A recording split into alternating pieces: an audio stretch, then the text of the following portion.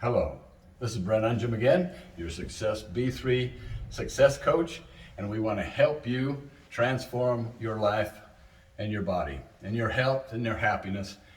And one of the other things we need to know is physically how to do that. We've worked on the mind and the attitude, which is critical. Now physically, insulin, we got to control insulin. It's the bully hormone. It's will get you fat and keep you fat. It'll also wreck your joints if it's too much of it, and make all your cells insulin resistant, and then there's all the stuff that goes along with that.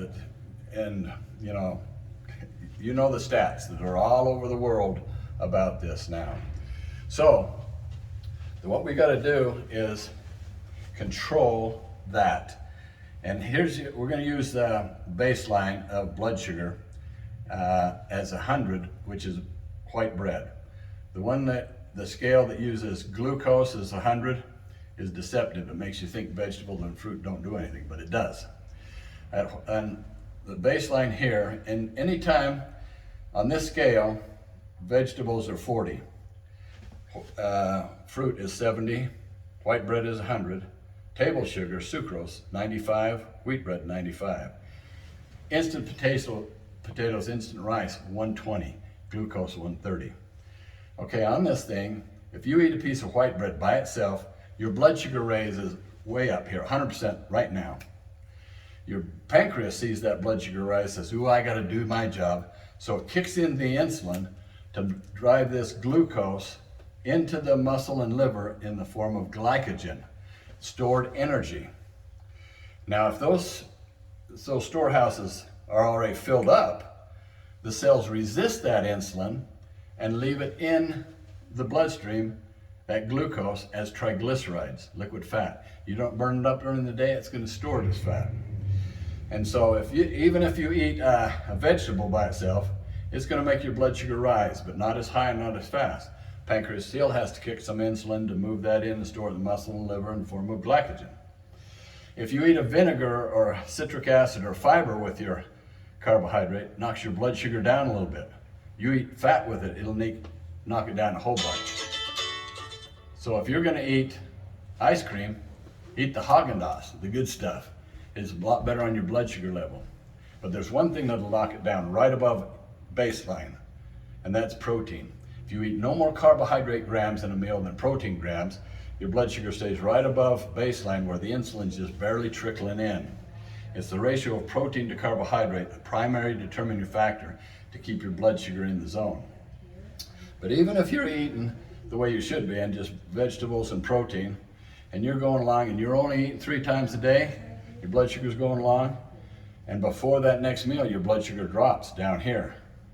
This is hypoglycemic. This is diabetic up here. This is much more dangerous. You can faint, pass out, and die down here. Your body knows that. So it gives you massive cravings to go out and get some high glycemic carb to raise your blood sugar up.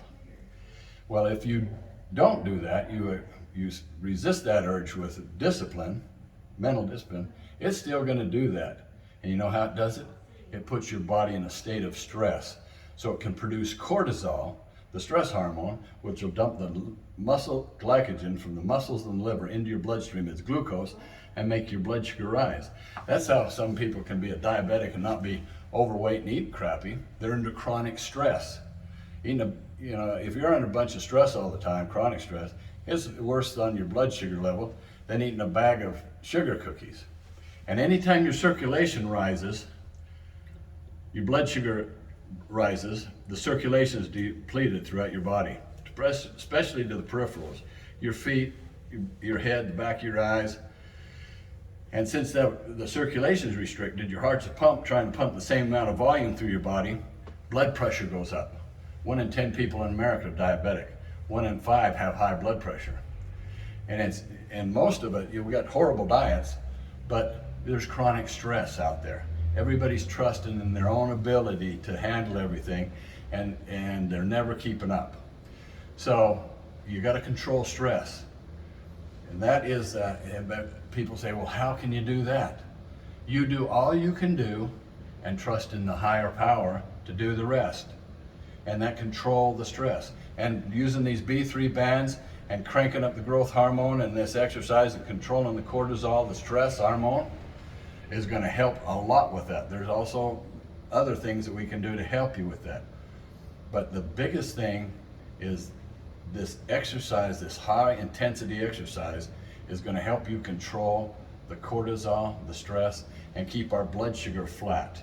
So that when we're eating the way we should, every 2.5, 3 hours, the blood sugar stays flat, and we're not having this going up and down. And we're going to teach you how to reset the insulin receptors so that you can make this happen and stay healthy for life. Thank you.